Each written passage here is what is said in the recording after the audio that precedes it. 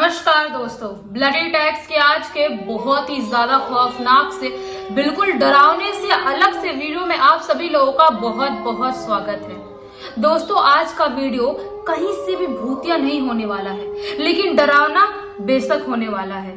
और जो मैं आज आप लोगों को बताने वाली हूँ, जिस कहानी को बताने वाली हूँ, जिस सच्ची घटना को बताने वाली हूँ, वो इंडिया से नहीं बल्कि इंडिया से बाहर का है। न्यूयॉर्क में कुछ ऐसी घटना घटी थी एक 15 साल के लड़के के साथ, जो उसने कभी अपनी लाइफ में, अपनी जिंदगी में इमेजिन नहीं किया था कि कभी घटेगी, मेरे साथ या किसी और के साथ घट सकती थी। ये जो घटना घटी थी, ये ना बहुत ही पवित्र जगह के पास घटी थी। मतलब क्या हुआ था, ऐसी घटना क्या हुई थी, मतलब कैसे 15 साल का लड़का मतलब शैतानों के बीच से निकल पाया था, ये सब कुछ अगर आप लोगों को जानना है तो इस वीडियो के अंत तक जरूर बने रहना। दोस्तों, आज का वीडियो अबीर नाम के लड़के ने मुझे इंस्टाग्राम पे लिख के भेजा है।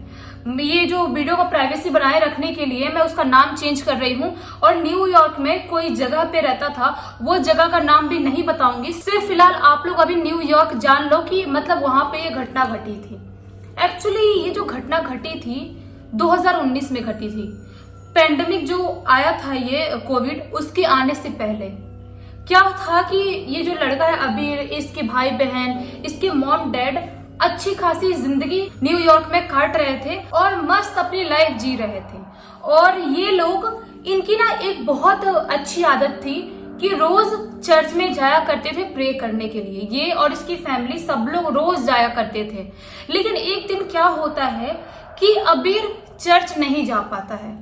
उसके भाई बहन, मॉम डैड सब चर्च से सुबह जो रहता प्रेयर रहता, वो मॉर्निंग का प्रेयर करके आ जाते हैं। लेकिन अबीर का कुछ, उसका स्कूल का या कॉलेज का कुछ था, उसका वो काम वो निपटा रहा था अपना, और वो नहीं जा पाता है। तो वो क्या सोचता है कि मैं ना शाम को चला जाऊंगा, कोई बात नहीं अगर दिन में नहीं जा पाया तो, क्योंकि बिना चर्च जाए उसको बिल्कुल भी अच्छा नहीं लगता था, उसका पूरा दिन नहीं निकलता था। तो वो यही सोचता है और नहीं जाता है। सुबह सुबह इसके मॉम डैड बाकी सब लोग जाके प्रेयर करके आ जाते हैं, और वक्त आता है अभी शाम का, जब अबीर को चर्च जाना था प्रेयर करने के लिए। अबीर जब चर्च में जाता है, वहीं पे न्यूयॉर्क में जिस जगह पे रहते थे वहीं पे बहुत सारे चर्च थे। मतलब जो भी इनका बंगलो था जहाँ पे लोग रहते थे, उसके आसपास में बहुत सारे थे। तो एक नजदीक वाले चर्च में ही सोचता है मैं जाता हूँ, तो वहां के लिए वो निकल जाता है। जब चर्च के अंदर वो एंटर करता है तो देखता है कि वहां पे बिल्कुल सुनसान है। अभी के टाइम पे वहां पे कोई भी नहीं है। वो सोचता है कि हो सकता है सब लोग अपना प्रेयर करके चले गए होंगे, मुझे क्या करना है, मैं जाता हूँ।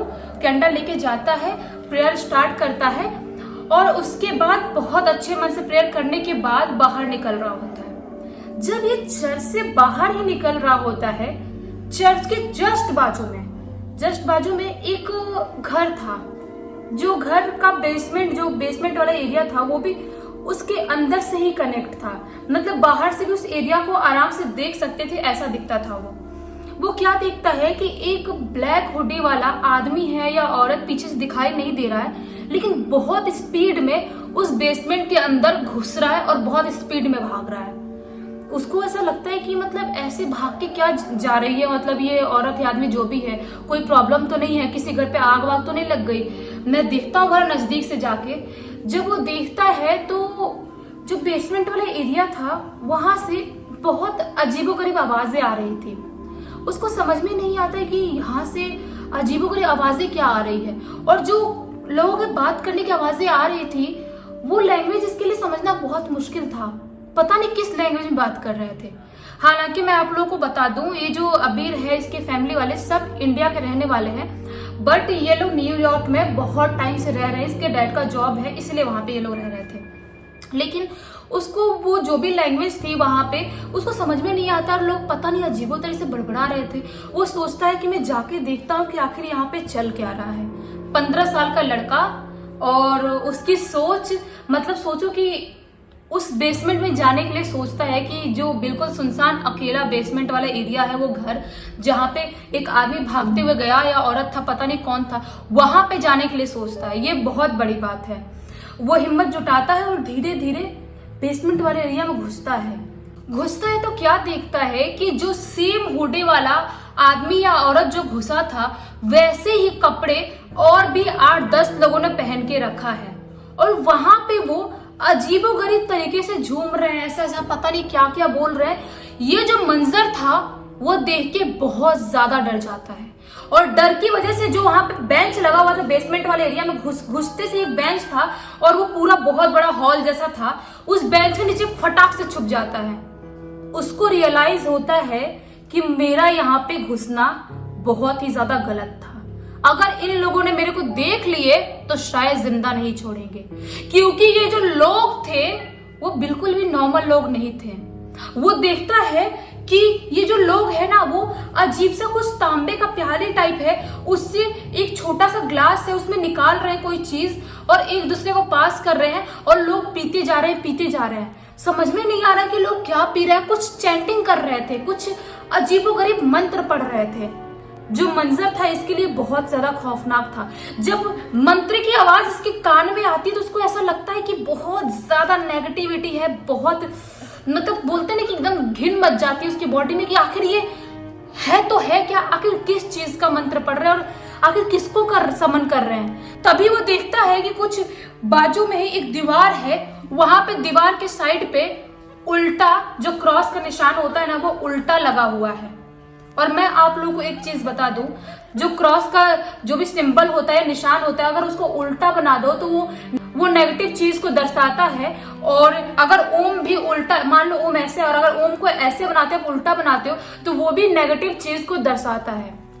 ये समझ जाता है अबीर की ये जो लोग कर रहे हैं कुछ ना कुछ नेगेटिव एनर्जी को खुश करने के लिए कर रहे हैं।